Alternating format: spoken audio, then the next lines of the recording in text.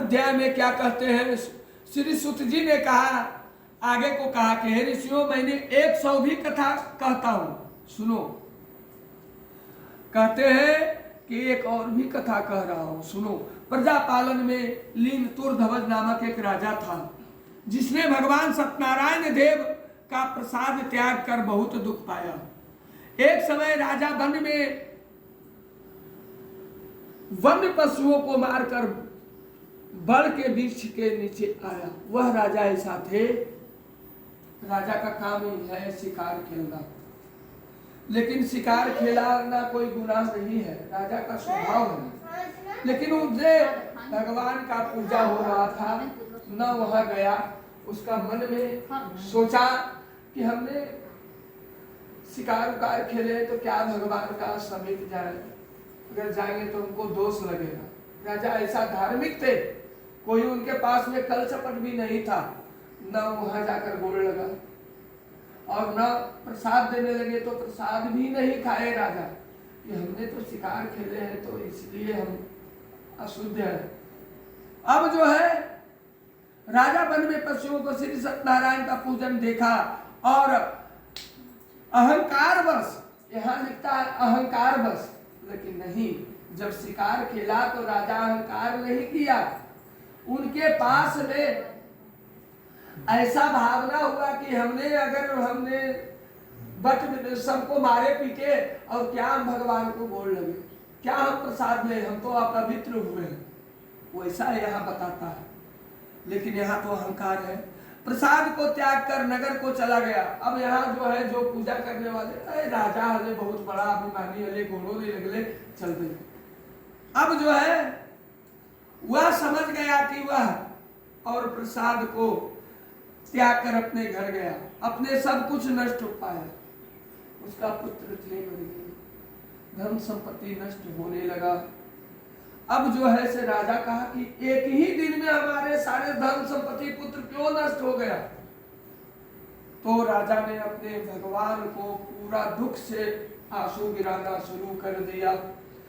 तो जब भी अगर आंसू गिराइए तो भगवान के समीप गिराइए, भगवान आपको आंसू पूछने वाले, और मनुष्य क्या पूछेंगे, सब तो हंसी लगाने वाले। अरे कर बेटा मर गए है तो इतना धन संपत्ति नष्ट हो गए, कैसे खेल के है, कौन पाप खेल के है, लेकिन नष्ट हो गई, ये हंसी लगाने वाले हैं, मृत्यु लोग है। और भगवान का जब स्मरण किया तो उनको आभास हुआ कि तुमको इसलिए संपत्ति नष्ट हो गया है कि तुमने वहां गया, न गोड़ लगा, न प्रसाद ग्रहण किया। और राजा अपने गलानी से रो रो के पूरा एकदम, तब उसका आभास हुआ कि हमको पूजा नहीं किए, हम पूजा जाकर करें वहां। अब वहां ब्राह्मणों को बुलाए और कहे भैया आप पूजा हम भी करेंगे। कैसे तुम लोग पूजा करते हो बताओ, चलो हम लोग को पूजा कराओ। वहां गोप लोग पूजा करते थे। अब वहां पूजा होना शुरू हो गया।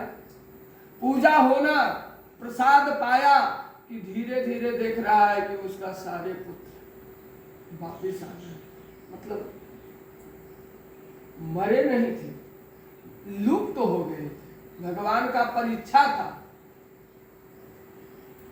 अब जो है पहले जैसा हो गया। स्वर्गलोक को जो मनुष्य इस दुर्लभ श्री सत्यनारायण भगवान की कृपा से धन्य धान की प्राप्ति होगी, निर्धन धनी और बंदी बंधन से मुक्त होकर निर्धन होकर हो गया और संतानहीन को संतान प्राप्ति होती है, तथा सब मनोरथ पूर्ण अंत में वैकुंठ धाम को जाता है।